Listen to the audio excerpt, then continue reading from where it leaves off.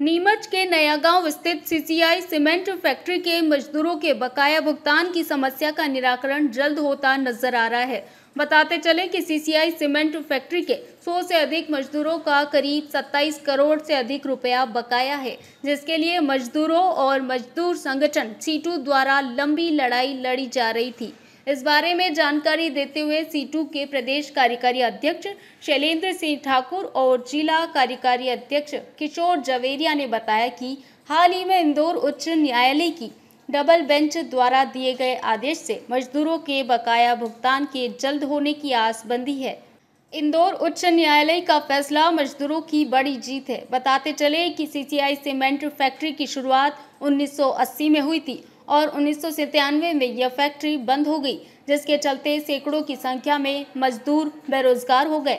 Cement factory के बंद होने का कारण 9 करोड़ 65 लाख रुपए की बिजली का बिल बकाया होना था, जिसकी वजह से फैक्ट्री की बिजली काट दी गई।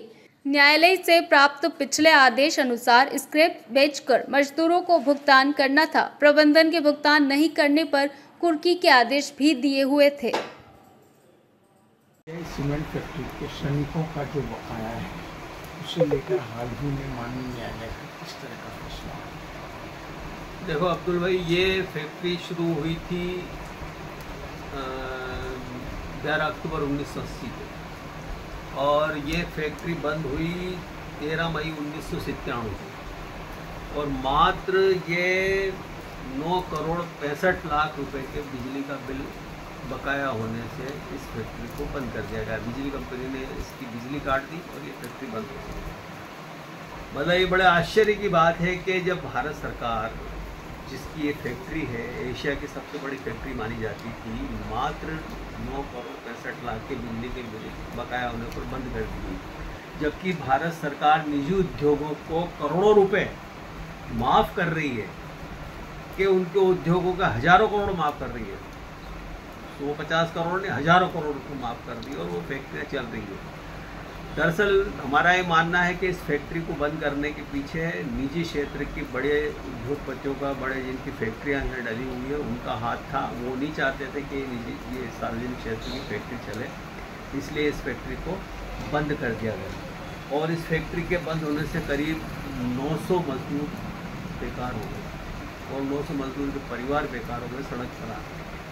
अब इसके लिए लंबी लड़ाई चलती रही और 2012-13 में इस फैक्ट्री का जो कुल पूंजी का आकलन इस फैक्ट्री का जो लगाया गया था वो करीब 440 करोड़ रुपये था।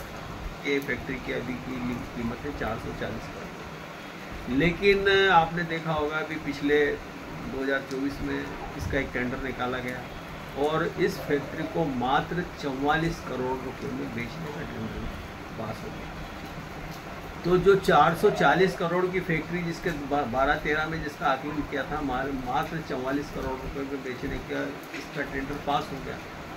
तो इसके खिलाफ हमने सीटू के माध्यम से और हमारे श्रमिक संगठनों के, दूसरे श्रमिक संगठनों के माध्यम से माननीय उच्च न्यायालय में अप्रैल के अंदर एक याचिका लगाई और वो याचिका चलती रही।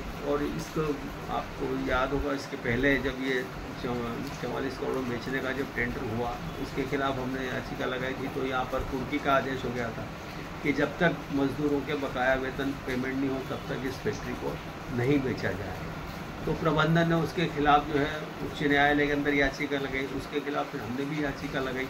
तो उच्च न्यायालय की, इंदौर उच्च न्यायालय की डबल बेंच ने ये 25 सितंबर को ये फैसला दिया है कि जब तक इन मजदूरों का बकाया पैसा भुगतान नहीं हो, क्योंकि सीमेंट फैक्ट्री के प्रबंधक ने खुद ही ये आकलन किया था कि हमारा मात्र स्क्रैप बेचने से ही 17 करोड़ से ज़्यादा का तो हमारे पास इसी से आ जाएगा।